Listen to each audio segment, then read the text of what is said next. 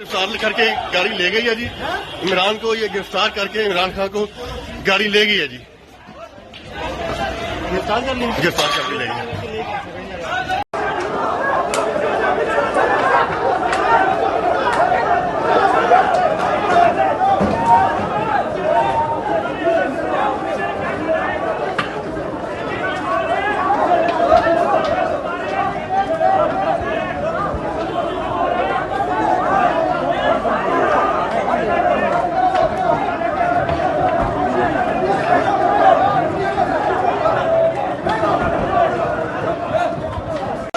ये रेंजर आ गई है इमरान खान को पकड़ने के लिए।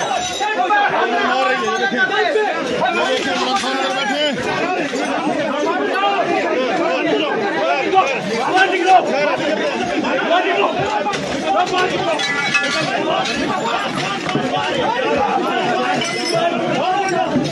अजीब बनी है, मेहरबानी करें। ये देखें, ये हमारा भाई नहीं है जी।